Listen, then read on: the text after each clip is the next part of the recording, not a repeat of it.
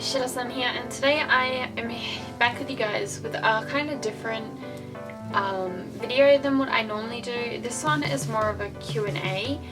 I have been receiving a lot of messages on YouTube and Instagram about how I came about studying in Japan, and I have been answering these people individually, and I have decided to just make a video about it with the questions that every single one has asked me, to give you guys more information. And of course, if you do have any other questions, like, you can email me, of course, like, you know, and I'll do my best to answer you. But my YouTube messages aren't that reliable. I never know when they've been sent, so like it may take me a while to respond because I don't check them every single day. If you comment, like, I see that every day, but not the actual messages. For some reason it doesn't notify me. Okay, so the most asked question I get is, what steps did I take to come study abroad? So like the process of it, I guess. So for me, it was extremely simple. So at my home university, we have a program. It was called the Go program. It's changed its name. I have no idea what it is now. It's something like really retarded. Then I still refer to it as the Go program, so I don't know why they bother changing the name. But basically, we have you know, hundreds of partner universities, well, at least 100, all around the world. And I filled out a form. It was an A4 form. It said why I wanted to, you know, do I want to study abroad? Where do I want to go?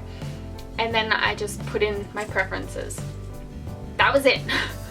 That was all I did. And then when I got approved, obviously they recommend you to your first choice.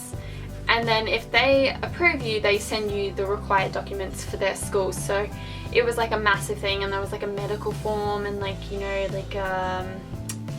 you know, emergency details, all that kind of stuff, just your normal forms that you would fill out. So that was how I did it. If you are not with a partner university, or your university doesn't offer to study abroad, I cannot help you. I don't know what steps you would go about doing. The easiest way for you to find out would be to go onto your country's Japanese embassy and look there. The Japanese government has lots of scholarships and programs for people to participate in if they're not with a partner university. And if you get in, they pay you to stay here. So I know there's a program called MEXT. There's also one that I cannot pronounce. It's another scholarship, kind of the same thing. And also you can research schools yourself and try to apply as an international student, and you can even apply for scholarships there to help you. They do that.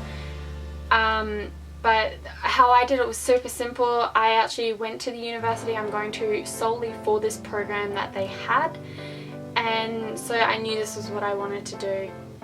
So I cannot advise you on what to do in this scenario because I was with a partner university. I never had to research it and look into it. But yeah, like I said, just go on to your country's Japanese embassy, have a little look. You can probably even contact them and ask them, say that you want to do this, but your school doesn't offer it, and they can probably give you better advice than what I can, because every country is different. And okay, another question I get asked a lot is people asking me about APU. So APU is Asia Pacific University. It is a Ritsumeikan affiliated school, but it is not the school that I go to. I have so many people asking me about what the campus is like, what I study there. I do not go to that university. I don't even live near that university. APU is in Beppu, and I live in Kyoto, completely different areas. I mean, we're in the south of Japan, but it's hours away from where I live.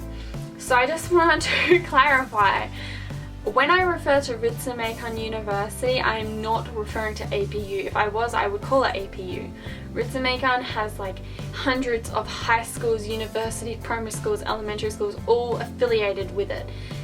So when I refer to Ritsumeikan, I'm referring to one of the campuses that is in Kyoto. There are two in Kyoto, and then one in Osaka that is under my one's control. I don't know how to explain it, but under my the school that I'm enrolled in has these 3 separate campuses, and Beppu is a completely different one, run by Ritsumeikan, but completely different people.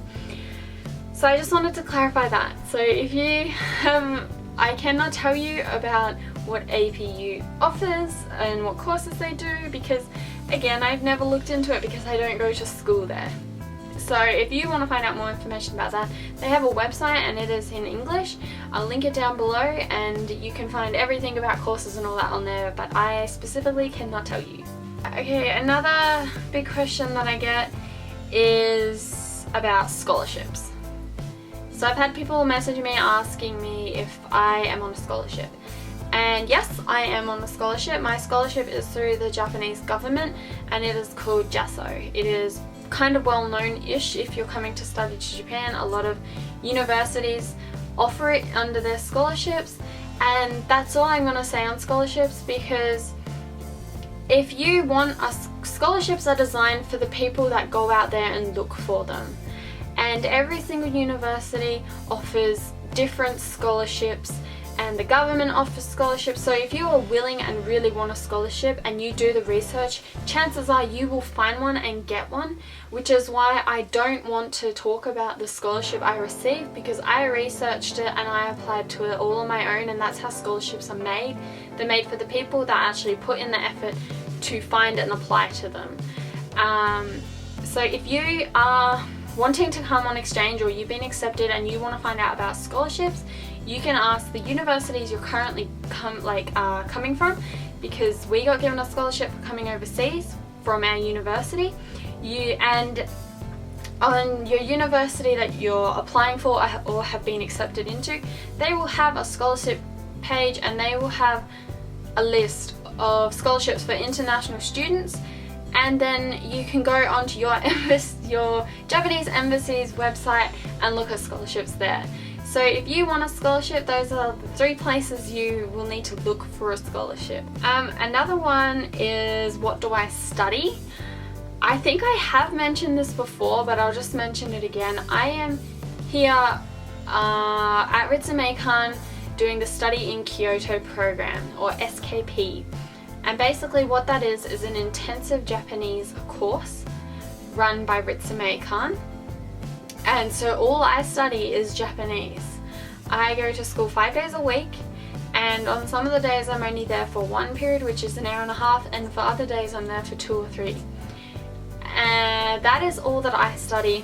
However, obviously as I'm here doing SKP, everything is in Japanese. I have no English classes, but there are electives that most other here on exchange actually have to take to fulfill their credits back home.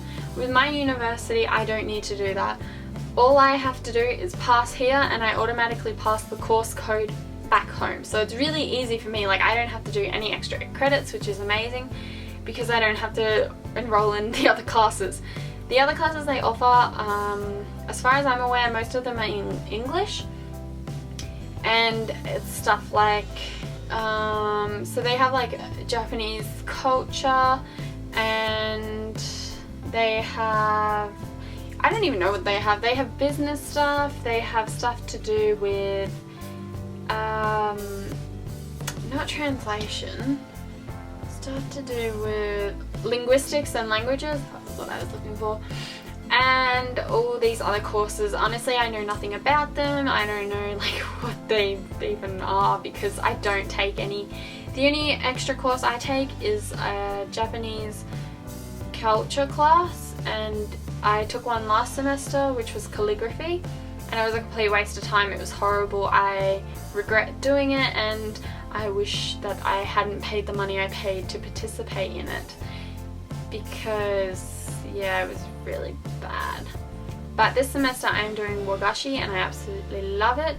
So that is about the courses that I do. So for my normal SKP courses, we have a writing class, a listening and speaking class, and a comprehensive class. So comprehensive class covers basically everything. It covers your grammar and vocabulary. Another question I get is, would I recommend people come in exchange, and I honestly, I don't know, I wouldn't recommend it, and then I wouldn't not recommend it to people. It depends on the particular individual.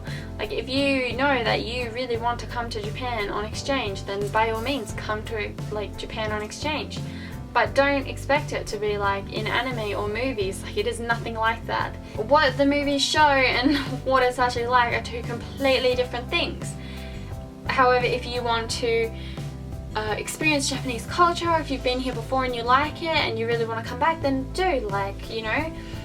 But if you think it's gonna be like all fun and games and you're not gonna have to study and work for it, then don't bother wasting your money by coming, because you're gonna be disappointed.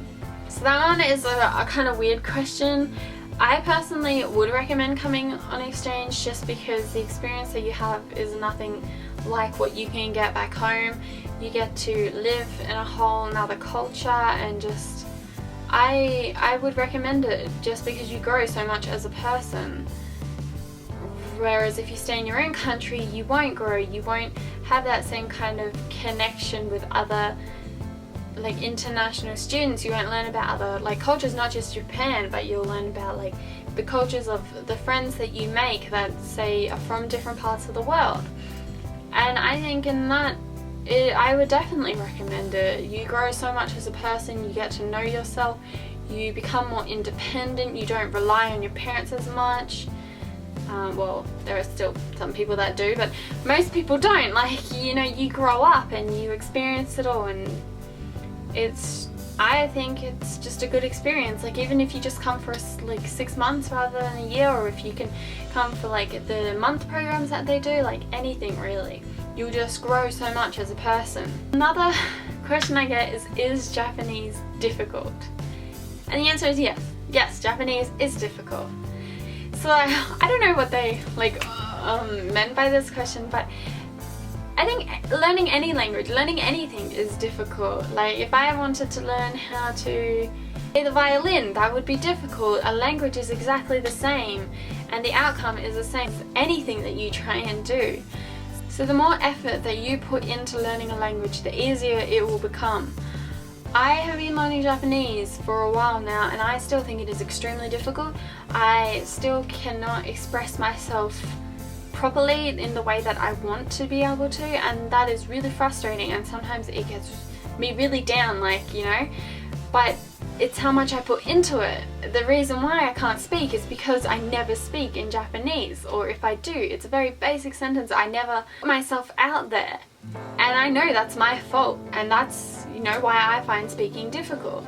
So really, I think learning anything is difficult, and it just depends on how much you're willing to put into it, how much you're willing to sacrifice for it, and just how much you're like going to throw yourself into it. And you're fooling yourself if you think it's going to be easy, but if you put the effort in, and if you really want to learn it, then you will. And eventually, over time, it won't be as difficult, and eventually you'll get a lot better.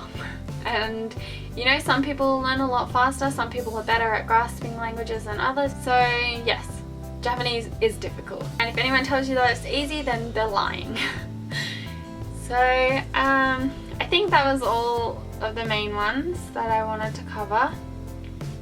And I'm sorry if this video is a little bit long, but I just wanted to put it out there because hopefully it'll give you guys a little bit more information if maybe you want to travel and study overseas.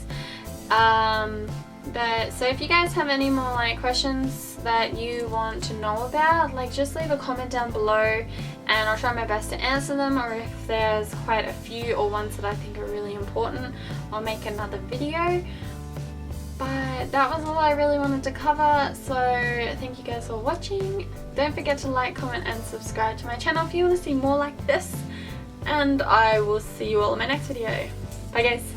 So I think today I'm just going to tidy up my desk because, as you can see,